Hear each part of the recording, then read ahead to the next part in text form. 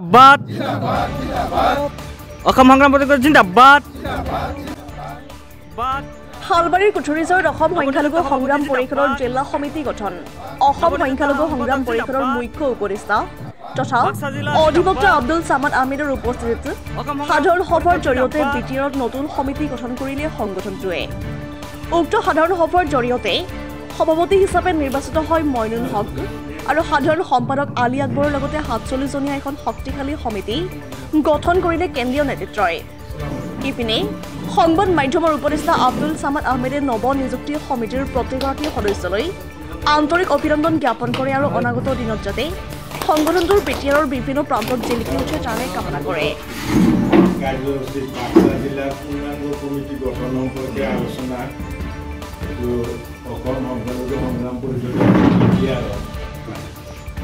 আমাৰ আজি আমি যে ইমান বেজ্জতি হৈছোঁ অসমত সকলো জাতি জনগোষ্ঠীক এই জাতিটো আগবঢ়াই নিয়াৰ কাৰণে আমি যুৱক হিচাপে আমি শিক্ষিত হিচাপে আমাৰ কৰণীয় কি এই কথাবিলাক আমি কোনো চিন্তা নকৰা হৈছোঁ আজি সময়খিনি আমি পাৰ কৰিছোঁ নিজৰ কাৰণে আৰু ৰং তামাচা কৰি আমি যে নিজৰ কাৰণে কৰাৰ উপৰিও দেশৰ কাৰণে দেশৰ কাৰণে সমাজৰ কাৰণে আমাক মিয়াবলী মাতি আমাক তুচ্ছাত্য তেওঁলোকে তুচ্ছাত্যত আমাক ব্যৱহাৰ কৰে যিটো এটা খুবেই মানে হীন মানে শব্দ আৰু এইটোৰ দ্বাৰা আমাক কি হয় গৰিহণা কথা বতৰাবিলাক লোৱা হয় বয়সৰ তাৰতম্যৰ কাৰণে যি ভোটাৰবিলাক হৈ আছে তেওঁলোকক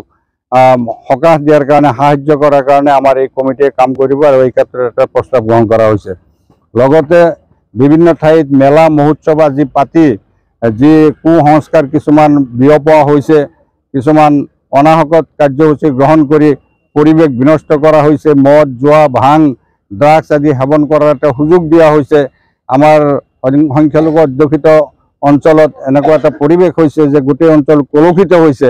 এই বাতাবৰণৰ পৰা আমি কেনেকৈ আমাৰ সমাজক আমি সংস্কাৰ কৰিব পাৰোঁ আৰু মানুহখিনিক যেনেকৈ হওক বুজাই পৰাই হ'লেও আমি যাতে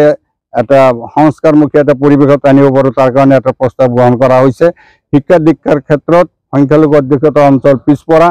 আৰু বাল্য বিবাহৰ প্ৰৱণতা আছে এইবিলাক সকলোবিলাক আমি বন্ধ কৰাৰ কাৰণে আৰু শিক্ষা দীক্ষাৰ ক্ষেত্ৰত যাতে নতুন উদ্যম লৈ আমাৰ মানে দুখীয়া পৰিয়ালৰ ল'ৰা ছোৱালীবিলাকে লিখা পঢ়া কৰে তাৰ কাৰণে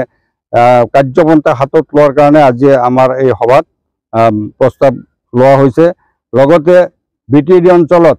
সমূহ জাতি জনগোষ্ঠী বা বিভিন্ন সংগঠনৰ মাজত যাতে এটা শান্তিপূৰ্ণ পৰিৱেশ ভাতৃত্ববোধ বজাই ৰাখি শান্তিপূৰ্ণ সহাৱস্থান আমি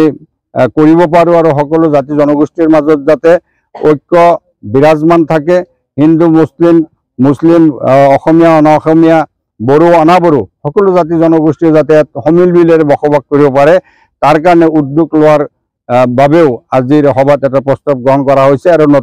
আমাৰ নতুনকৈ গঠিত এই কমিটিয়ে সেই দায়িত্ব পালন কৰিব শক্তিশালীভাৱে সংগঠন জোৰদাৰ কৰাৰ চেষ্টা কৰিব আৰু আমাৰ নিপীড়িত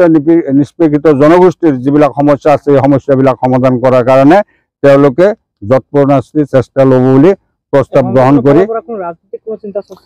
ৰাজনৈতিক কোনো চিন্তা চৰ্চা এই সংগঠনৰ নাই সংগঠনে জাতীয় যিবিলাক সমস্যা আছে এই সমস্যাবিলাক সমাধান কৰাৰ কাৰণে চেষ্টা কৰিব আৰু আমাৰ এই জাতিৰ যিবিলাক অধিকাৰ আছে সেই অধিকাৰবিলাক মানে সাব্যস্ত কৰাৰ কাৰণে যিমানখিনি পদক্ষেপ ল'ব লাগে জোৰদাৰ পদক্ষেপ সেইখিনি গ্ৰহণ কৰিব ইয়াত ৰাজনীতিৰ কোনো গন্ধ এই সংগঠনত নাই আমি পৰোক্ষ বা প্ৰত্যক্ষভাৱে মানুহ ৰাজনীতিৰ লগত জড়িত হ'লেও এই সংগঠনৰ মুখপাত্ৰৰ মুখেৰে কেতিয়াও কোনো ৰাজনৈতিক দলক সমৰ্থন বা বিৰোধ কৰাৰ তেনেকুৱা পৰিৱেশ আগতেও নাছিল অনাগত দিনতো নহয় মানে নতুন বুলি নহয় আমাৰ আগতো বাক্সা জিলা কমিটি আছিল এবি আমচু আছিল সেইকাৰণে আমি ইমান এটা মানে শক্তিশালী ৰূপত কৰা নাছিলোঁ তো যি হওক সংগঠন কৰিলে বিটিআৰ আৰু অসমৰ ভিতৰতে পৰে না বাহিৰত পৰে ভিতৰতে পৰে গতিকে ইয়াতো আমাৰ সংগঠন মজবুত কৰাৰ স্বাৰ্থত আজি কেন্দ্ৰীয় কমিটিৰ সভাপতি হিচাপে মই মুকাদ্দেছ আলী মণ্ডল উপস্থিত আছিলোঁ মোৰ জেনেৰেল ছেক্ৰেটাৰী মুআজ্জম হুছেইন ডাঙৰীয়া আছে আমাৰ অসম সংখ্যালঘু সংগ্ৰাম পৰিষদৰ মুখ্য উপদেষ্টা অধিবক্তা আব্দুল সামাদ আহমেদ ডাঙৰীয়া আমাৰ লগত আছে লিয়াকত আলী খান সাহেব আমাৰ উপদেষ্টা তেওঁ আছে আৰু আজিৰ এই সভাত আমি বাক্সা জিলাৰ পৰা মোহাম্মদ আশৰাফ আলী ডাঙৰীয়াক মানে আজিৰ এই সভাখন অনুষ্ঠিত কৰাৰ যি ত্যাগ তেওঁ স্বীকাৰ কৰিছে তেওঁক আমি ধন্যবাদ জ্ঞাপন কৰিছোঁ আৰু এই বাক্সা জিলাৰ পৰা তেওঁক কেন্দ্ৰীয় কমিটিৰ প্ৰতিনিধি হিচাপে প্ৰেৰণ কৰিছে আৰু আজিয়েই আমি কেন্দ্ৰীয় কমিটিৰ ফালৰ পৰা তেওঁক সহ সাধাৰণ সম্পাদক পদত মানে নিযুক্তি দিম বুলি আজি আশ্বাস দিয়া হৈছে আৰু তেওঁ আমাৰ বিটিএডি যি 6খন ডিষ্ট্ৰিক্ট হ'ব গোটেইখিনি জিলা কমিটি গঠন কৰাৰ কাৰণে তেওঁৰ মানে কাণ্ডতে আমি দায়িত্ব অৰ্পণ কৰিম আৰু আমাৰ সমাজত যিবিলাক অনৈতিক কাম হয় বাল্য বিবাহ শিশু শ্ৰমিক শিক্ষাৰ ক্ষেত্ৰত যি আমাৰ অনীহা এইবিলাক মানে বিশেষকৈ এইবিলাক বস্তু আমাৰ সমাজৰ পৰা দূৰীকৰণ কৰাৰ কাৰণে আমাৰ এই কমিটিয়ে কাম কৰিব বাকি যিবিলাক ডি ভোটাৰৰ নামত নাগৰিক পঞ্জীয়নৰ নামত বিভিন্ন ক্ষেত্ৰত অসম চৰকাৰে আমাক